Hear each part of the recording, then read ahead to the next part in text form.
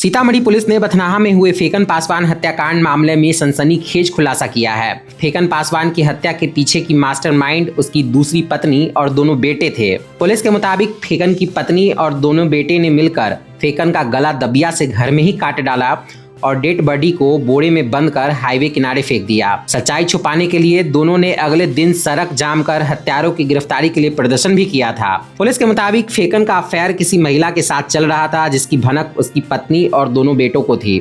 इसके बाद उसकी पत्नी अनीता ने अपने बेटे अरुण और ऋषु के साथ मिलकर इस खौफनाक घटना को अंजाम दिया।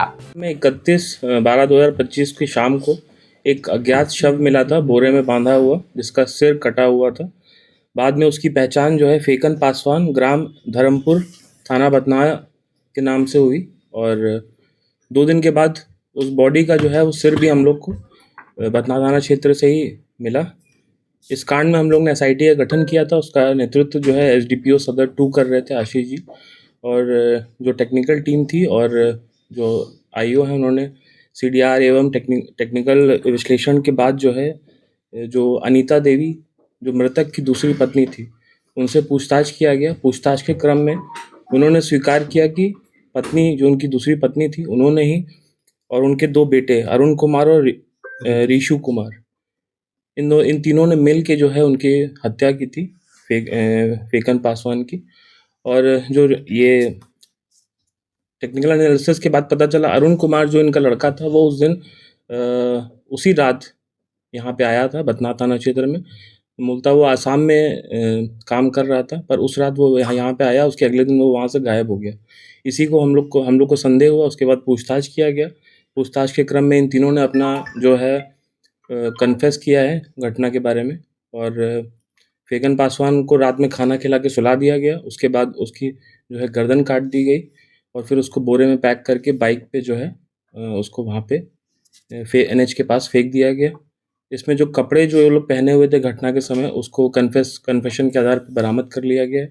जो धारदार हथियार था उसको भी बरामद कर लिया गया है और जो कारण था घटना कारित करने का वो इनका आपसी जो पारिवारिक मामला था और फेकन पासवान का किसी एक अन्य महिला के साथ भी रिश्ता था, उसके चलते ये घटना घटी और पैसों का लेन देन का मामला भी सामने आया है। तो इस प्रकार ये पूरी घटना का सफल उद्भेदन हुआ है। जो पूरी टीम थी उसने सराहनीय काम किया है और जो अभियुक्त है अरुण कुमार ठाकुर, इसको पकड़ने के लिए हमारी टीम आसाम गई थी, वहाँ से उसको पकड़ के लाई और जो घटना में प्रयुक्त दबिया है उसको बरामद किया गया है। घटना में प्रयुक्त कपड़े हैं जो पहने हुए थे अभियुक्त उनको बरामद किया गया है और जो सीडीआर इत्यादि का लोकेशन जिस मोबाइल का था उसको भी बरामद कर लिया गया। इस केस को जो है हम लोग स्पीडी ट्रायल में चलाएंगे और इनको सख्त से सख्त सजा दिलवाएंगे। गर्दन को किसी दूसरे जगह फेंकने का क्या मकसद था? वहीं की आइडेंटिटी ना पता चले शव की और जो ये था कि इनकी परिवार इनको पता भी था कि इन्होंने ही हत्या की, उसके बावजूद भी इन लोगों ने रोड जाम वगैरह भी किया था, पूरा ड्रामा भी किया। लेकिन जो सच है वो अत्यंत जो लास्ट में है वो निकल के आया बाहर और पूरा जो घटना था इनकी बीवी, दूसरी बीवी और जो 2 लड़के हैं उनके द्वारा ही प्लानिंग करके इनको मारा गया और पैसे का लेन देन, अनैतिक जो इनका रिश्ता था किसी और महिला से, यही सब कारण थे इसके पीछे। सर ये जानना चाह रहे हैं जो महिला साथ में है वो कौन है? ये इनकी दूसरी पत्नी है। अच्छा, ये भी संलग्न है इसमें? वार्ड सदस्य यही है क्या? नहीं वो जिनके साथ नाजायज संबंध था क्या वो भी आ रहे हैं जांच के दायरे में? नहीं वो इसमें नहीं है। घटना इन तीनों लोगों ने ही की है और इनको उसके अनैतिक संबंध के बारे में पता चला और मूलतः पैसों का भी विवाद था।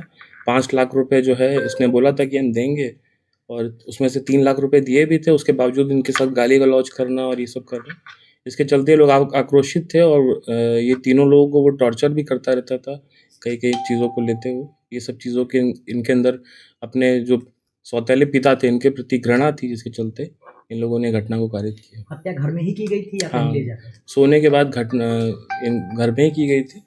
तो सब बेडशीट और ये सब हम लोग को मिला है और बहुत सारे साक्ष्य मिले हैं। सब हम लोग एफएसएल से जांच करवा के उसको अच्छे से सिर कहाँ छुपा गया था? सिर तो फेंक दिया गया था वहीं से, वो 4 दिन के बाद हम लोग को बरामद हो गया। सिर जो मिला था उस समय कोई स्मेल वगैरह नहीं था इसलिए? नहीं वो वहीं था, ठंड की वजह से शायद ऐसा हुआ होगा।